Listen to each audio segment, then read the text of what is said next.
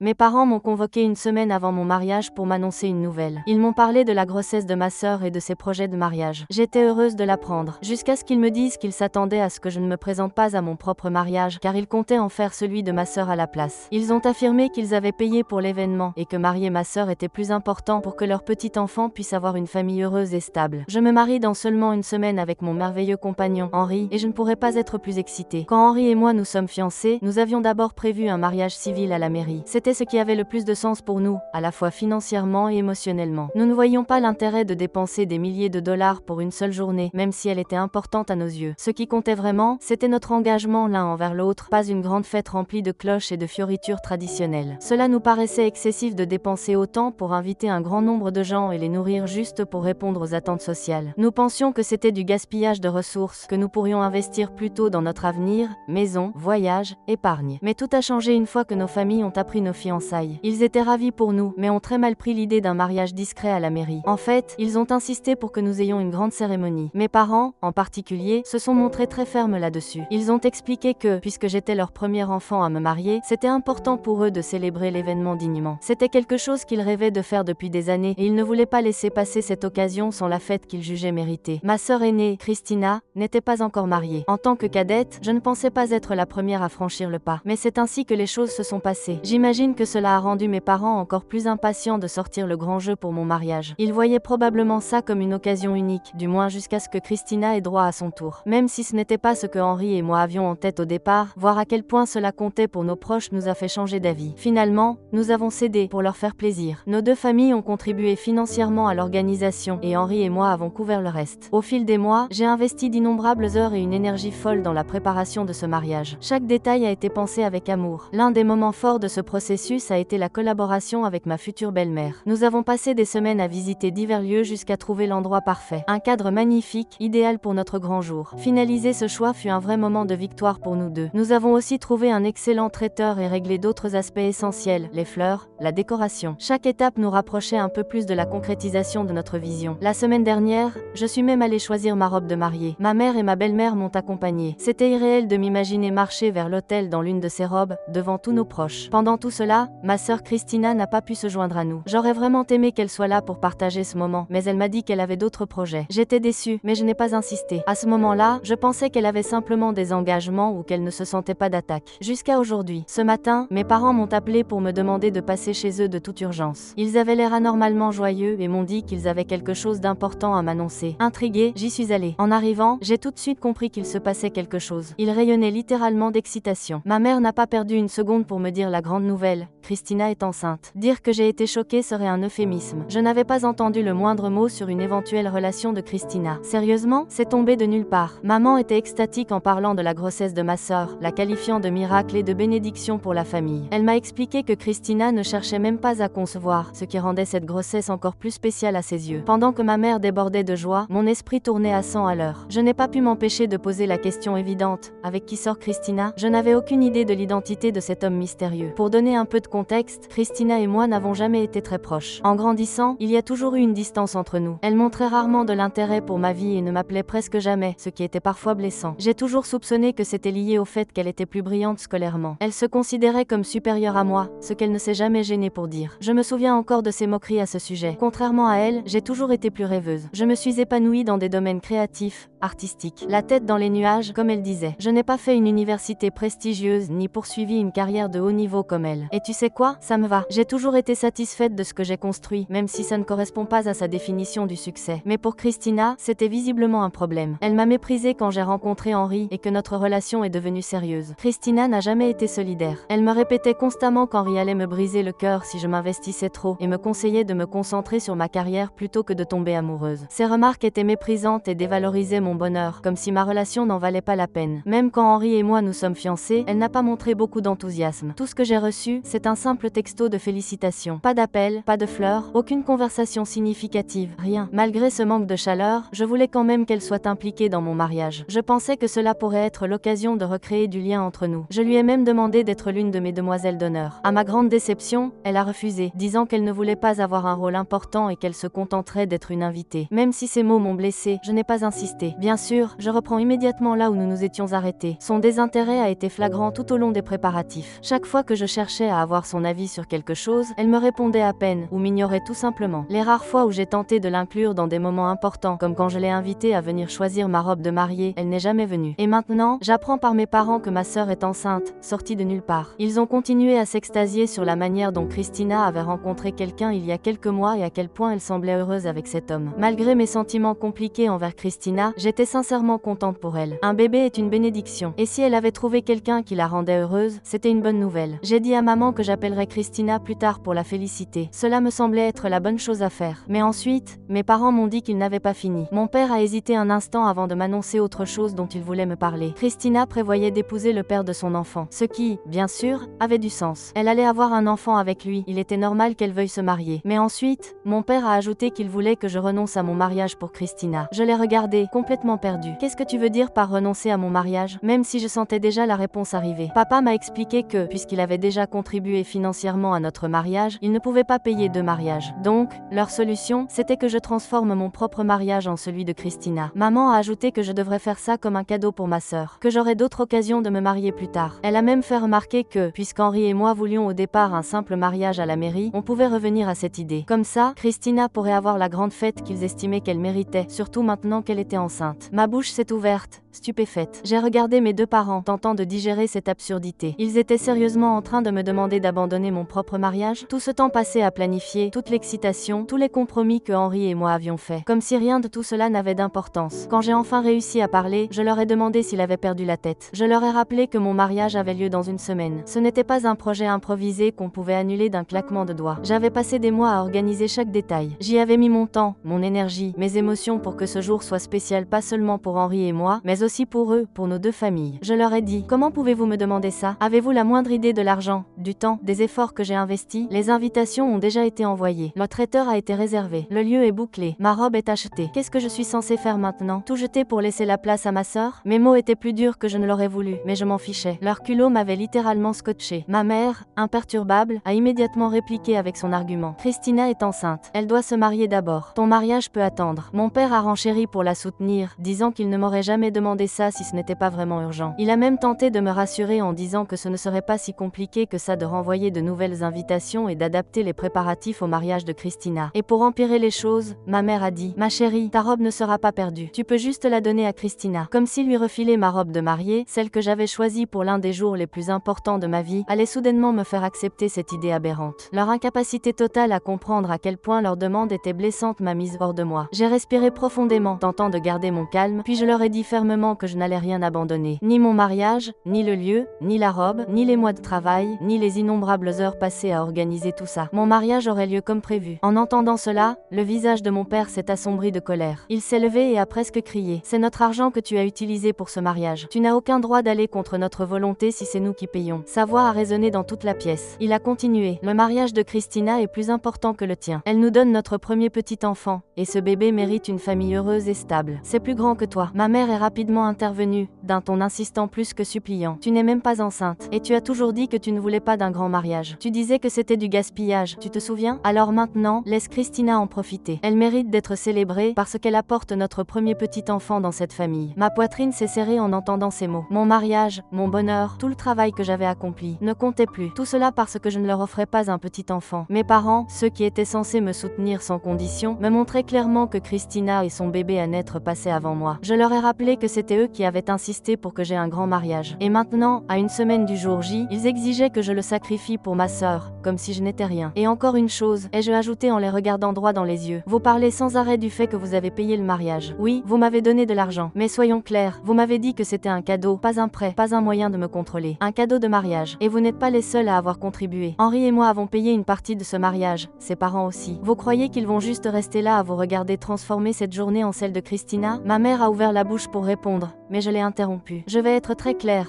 et je dis, la voix désormais posée. Ce mariage va avoir lieu. Mon mariage. Si vous ne pouvez pas l'accepter, alors ne venez pas. Mais ne croyez pas une seule seconde que je vais annuler mon mariage pour vous faire plaisir. ni à vous, ni à Christina. Je ne vous laisserai pas me voler ce jour. À ces mots, mes parents se sont mis à me hurler dessus, disant que j'étais égoïste et ingrate de leur refuser cela. Mon père a continué à défendre son point de vue, en disant: même si l'argent qu'on t'a donné était un cadeau, on a le droit de te le demander. Ta sœur devrait se marier avant toi. On ne te demanderait pas ça si ce n'était pas important. Son ton était condescendant, comme s'il parlait à une enfant capricieuse plutôt qu'à une adulte. Ma mère a pris le relais, sa voix douce, mais remplie de culpabilisation. Tu pourrais en parler à Henri et à ses parents, et leur proposer de les rembourser plus tard. Je suis sûre qu'ils comprendraient, qu'ils accepteraient d'attendre que tu économises pour les rembourser. Le culot de cette suggestion m'a laissé sans voix. Ils attendaient de moi que j'absorbe seul le coût émotionnel et financier de l'annulation du mariage, alors que ce n'était même pas mon problème. Ne voient-ils vraiment pas à quel point leur demande est insensée? Ou est-ce qu'ils s'en fichent juste complètement? Puis ma mère a lâché la phrase ultime de la culpabilité. N'importe qui à ta place accepterait. Christina est ta famille, et la famille passe avant tout. À ce stade, j'étais tellement en colère que je n'y voyais plus clair. La rage, la douleur, l'incrédulité face à leur comportement déraisonnable. C'était trop. Je me suis levée, j'ai rassemblé mes affaires, les fixant tous les deux. Écoutez-moi bien, et je dis, la voix tremblante, mais ferme. Mon mariage a lieu dans une semaine. Rien de ce que vous direz ne changera ça. Je suis heureuse pour Christina, vraiment, mais je ne vais pas abandonner mon mariage. Pour personne. Depuis ce jour,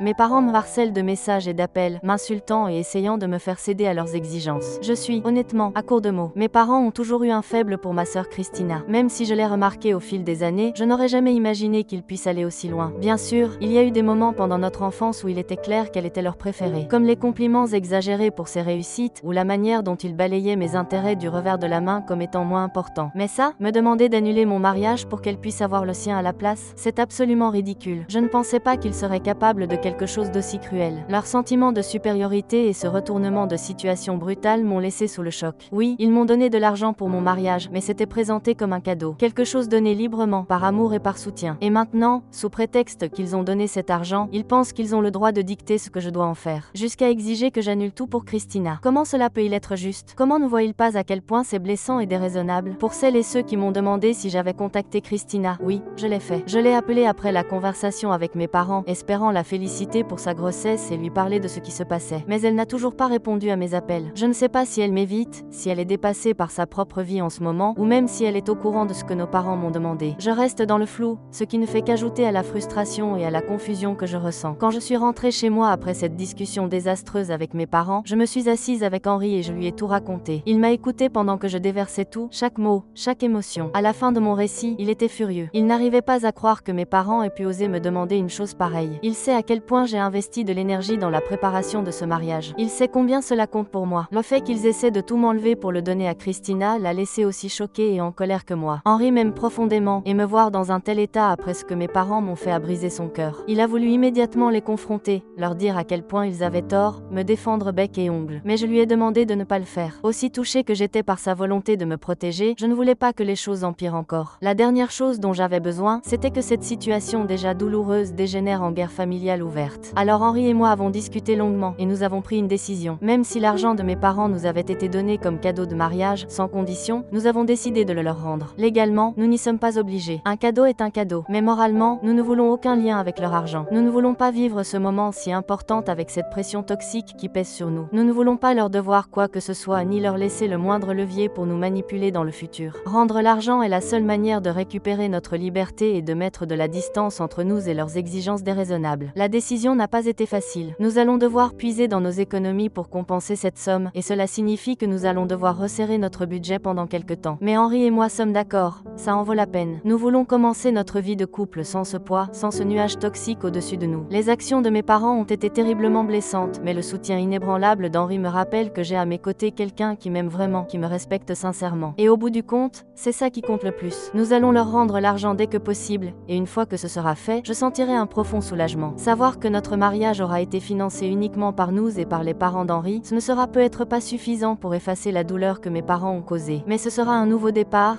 et la liberté d'avancer sans rien leur devoir.